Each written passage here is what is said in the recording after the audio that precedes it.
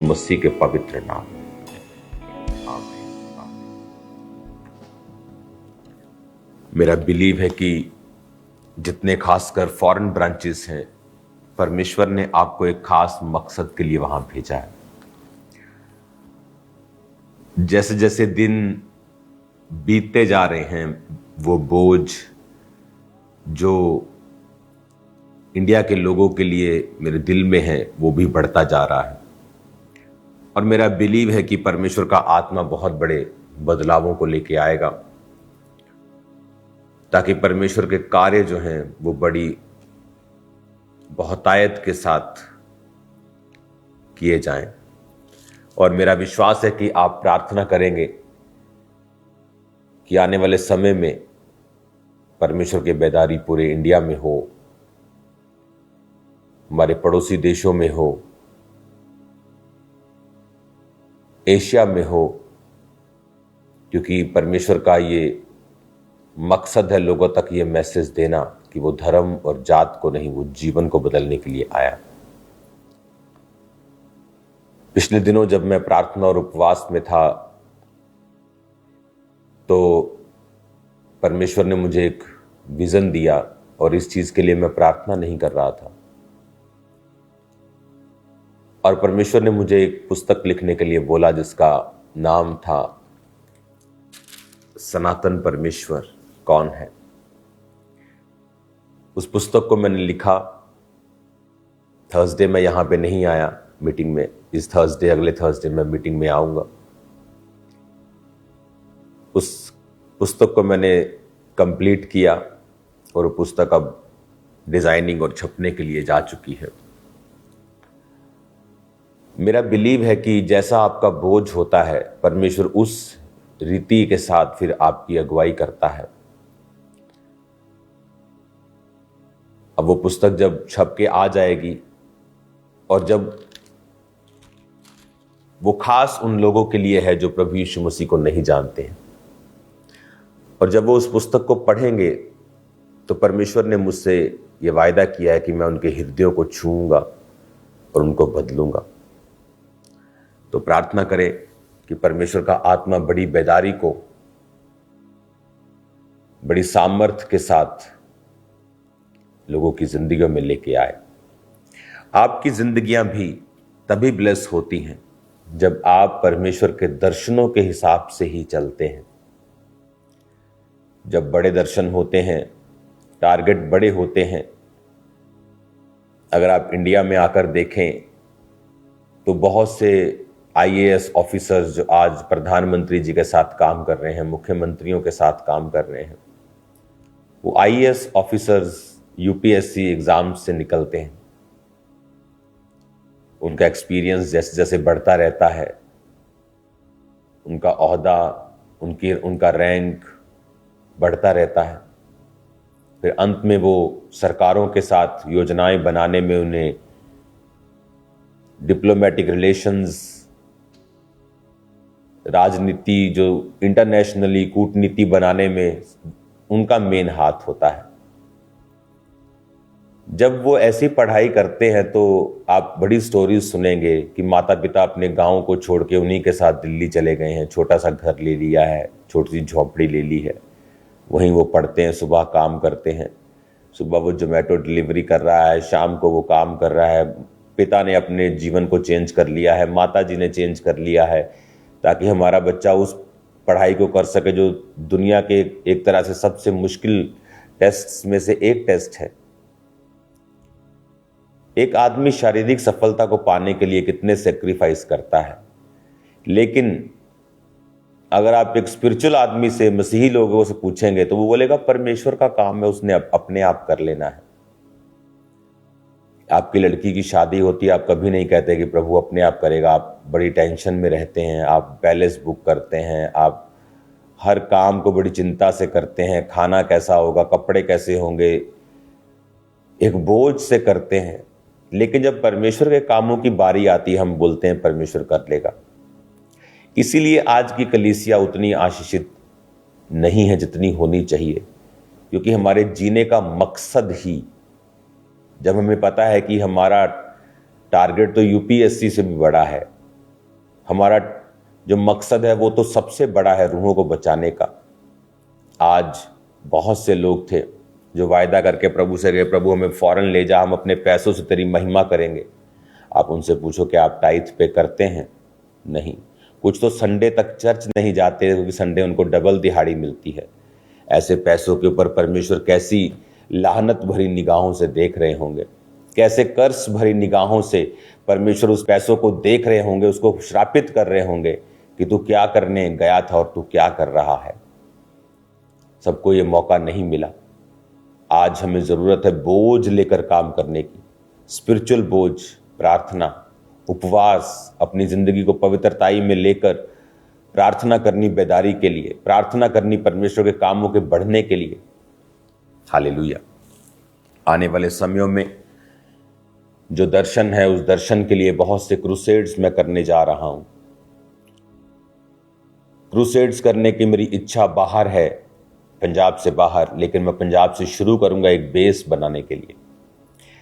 तो इस बात को ध्यान में रखें, प्रार्थनाओं में रखें, और बहुत जल्द जब वो बुक लॉन्च होगी तो मेरी ये इच्छा है कि बहुत जल्द कुछ ही महीनों में हम 1 करोड़ बुक लोगों में वो बांटे, लोगों में वो जाए और लोग उसको पढ़ें और समझें कि प्रभु यीशु मसीह कौन है, क्या कर सकते हैं, क्यों आए, क्या वो किसी धर्म से संबंधित हैं या वो इंसान को बचाने के लिए आए।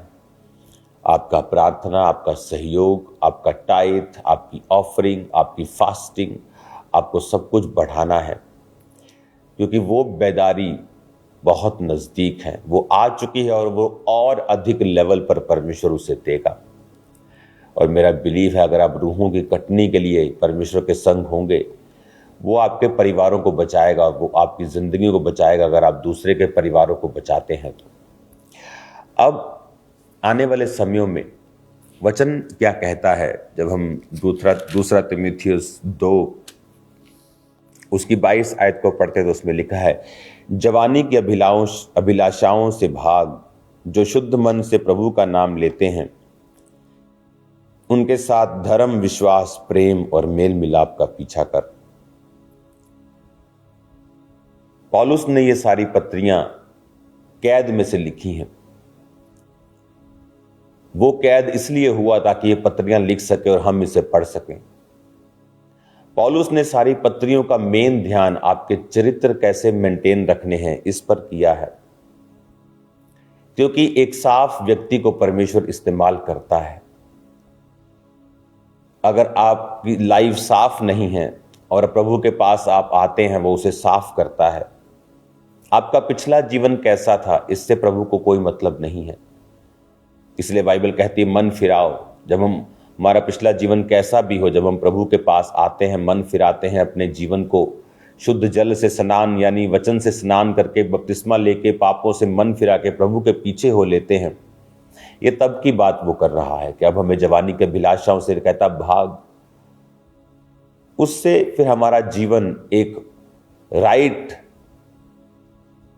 प्लेटफॉर्म बन जाता है परमेश्वर की आत्मा के लिए कि वो हमें इस्तेमाल कर सके। एक रॉन्ग प्लेटफॉर्म को परमेश्वर कभी भी इस्तेमाल नहीं करते। एक राइट प्लेटफॉर्म परमेश्वर चाहता है अपने काम को करने के लिए, अपनी जिंदगियां, अपने जीवन, अपनी इच्छाएं, अपनी विल, अपनी सब कुछ खुदावंद को दे दें और फिर देखें परमेश्वर के काम को करते हुए, पवित्रताई में जीते हुए, एक अच्छी गवाही को मेंटेन करते हुए अपनी लाइफ में चलें। देखें फिर परमेश्वर किस तरह से वो आपका ख्याल रखता है, किस तरह से सही समय के ऊपर वो डिवाइन हेल्पर्स को भेजता है, किस तरह सही समय के ऊपर वो आपको निराशाओं से बाहर निकाल कर आपको ऊंचा करता है, आपको वो इस तरह की आशीषें देता है जैसी आपने पहले कभी ना देखी होंगी। किस तरह से परमेश्वर का आत्मा आपको ब्लेस करेगा फिर आप देखेंगे। हालेलुया। इसीलिए आपको ये बात बड़ी ध्यान से समझनी है और बड़े ध्यान से इस बात को जानना है कि परमेश्वर का आत्मा आपको ब्लेस करना चाहता है और ऊंचा करना चाहता है, वो आपके लाइफ को इस्तेमाल करना चाहता है। आमीन। अपनी जिंदगी में चुनाव करें। आप एक फोटो देखेंगे स्क्रीन के ऊपर, एक कान और एक गर्भ की फोटो। आज सुबह के मैसेज में मैंने समझाया कि ये कान गर्भ के जैसा क्यों है। आप इस कान से नहीं सुनते हैं, आप अंदर ईयर ड्रम से, अंदर कान के पर्दे से सुनते हैं। जब आवाज जाती है तो वो सिग्नल ब्रेन तक पहुंचते हैं तो आप आवाज सुनते हैं। तो ये कान अगर किसी का कट जाए तो भी वो उस व्यक्ति सुनता है, लेकिन परमेश्वर ने ऐसा इसे क्यों बनाया है और इसे गर्भ के जैसा ही क्यों बनाया है? क्योंकि जो कुछ इसके अंदर जाता है वो फल लेके आता है। हवा के साथ शैतान की वो पहली वार्तालाप नहीं थी, पहली बात नहीं थी। उन्हें पहली बारी गल नहीं सी कीती ओदे नाल। वो उससे बात करता आया था, इसलिए वो एकदम से चौंकी नहीं कि भाई साहब आप कौन, क्योंकि उसने अपने कान शैतान को दिए थे। ये गर्भ के जैसा इसलिए कि इसमें जैसी बात जाएगी उसका फल आएगा। आप इसमें गलत बोएंगे गलत फल लाएंगे, सही बोएंगे सही फल लाएंगे। पापी का बच्चा गर्भ में जाएगा तो भी वो बच्चा होगा, अगर धर्मी का बीज जाएगा तो भी बच्चा होगा। धरती के अंदर अगर आप भांग को उगाएंगे, डोडो को उगाएंगे, वो भी उगेंगे, आम वो भी उगेंगे, कांटे उगाएंगे, वो भी। आप देखो आपने क्या उगाना है। आपके कान की शेप इसलिए गर्भ के जैसी है। आप इसमें वही अंदर जाने दें, अपनी संगतियों को उस प्रकार से रखें, अपने दोस्तों को उस प्रकार से रखें। बहुत से लोग मैंने देखे हैं क्रिश्चियनिटी में आते आते गलत शिक्षाओं के बस में पड़ गए। ओनली जीसस, या जीसस है ही नहीं, ओनली यहोवा।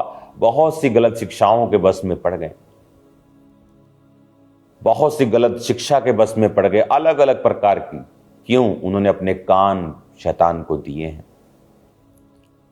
अगर हवा पहले ही दिन शैतान को अपने कान ना देती तो वो कभी उसको भरमाने की हिम्मत नहीं करता।